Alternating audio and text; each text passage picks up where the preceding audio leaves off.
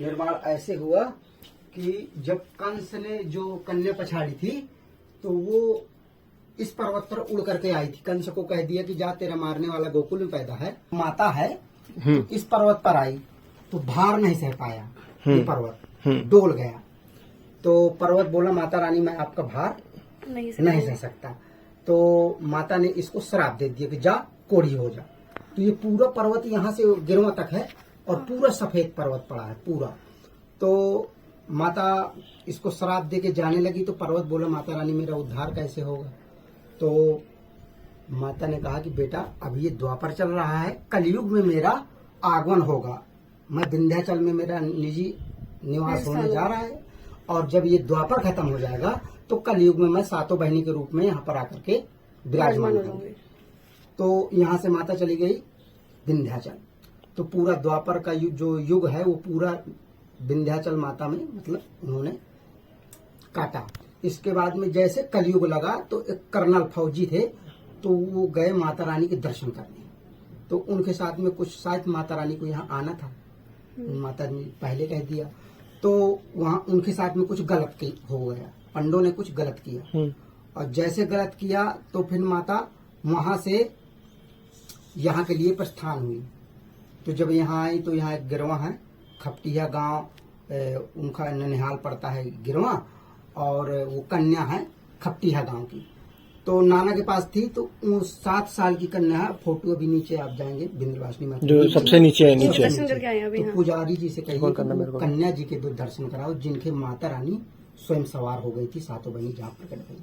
अच्छा। तो वो फोटो भी रखी होगी माता जी की, तो वो आपको दर्शन करा देगी।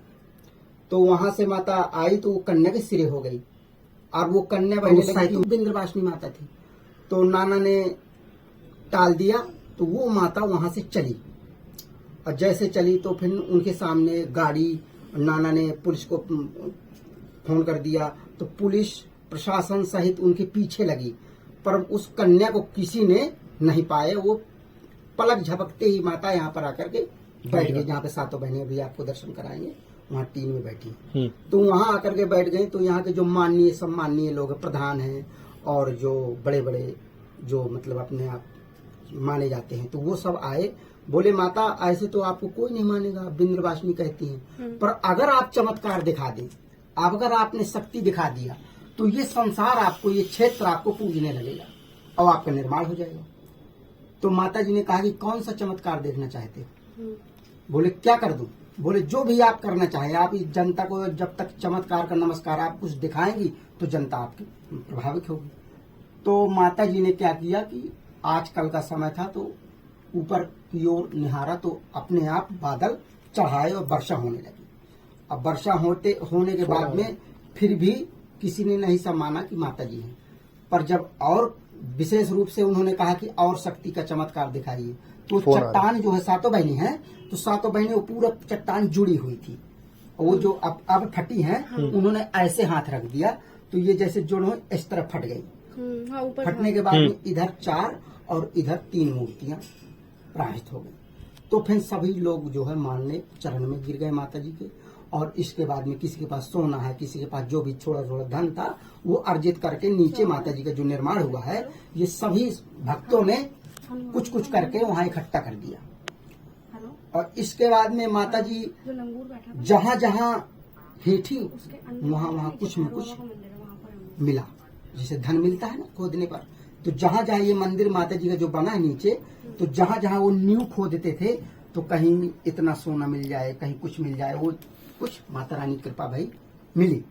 इसके बाद में जो माता रानी की मूर्ति है अष्टधातु की, वो जो मूर्ति जो आप दर्शन करके हैं विंध्यवासिनी माता के, तो उनके पास थे, जयपुर से वो मूर्ति आई है जो माता जी नीचे आप दर्शन किए, तो जयपुर की मूर्ति थी। पर उनके पास थे 65,000 रुपए देने के लिए और सेठ मांग रहा था 75,000 रुपए। पर वो पैसा जैसे उनको सेठ को देते थे तो गिनते थे तो वो 75,000 निकलते थे और वो जब उनको देते थे तो वो 65,000 निकलते थे। माता रानी की कृपा। पर वो सेठ ने भी कहा कि अब मैं पैसा नहीं लूंगा, क्योंकि जब चमत्कार सामने दिख रहा है माता का। तो फिर वो स्वयं आए, प्राण प्रतिष्ठित नीति माता जी का निर्माण हुआ और ऊपर माता जी की ही शक्ति के हाथों के द्वारा ये जो सातों बहन है ये माता रानी स्वयं प्रकट है। इसमें किसी का कोई हस्तक्षेप नहीं है, स्वयं आदिशक्ति माता आकर के विराजमान है। तो तब से यहाँ हाँ, तब से यहाँ बैठी है। और इसके बाद में ये हनुमान जी और ये भैरव बाबा, तो माता रानी ने ही यहाँ कहा कि बेटा इनके बगैर मैं अधूरी हूँ। लंगूर बीर चला था ग्वानी, या भैरव बाबा कि बिना यात्रा अधूरी रहती है। तो बोले इनकी निर्माण करो, तो फिर इनका निर्माण हमारे महाराज जी ने किया। आगे हनुमान जी महाराज हैं और पीछे भैरव।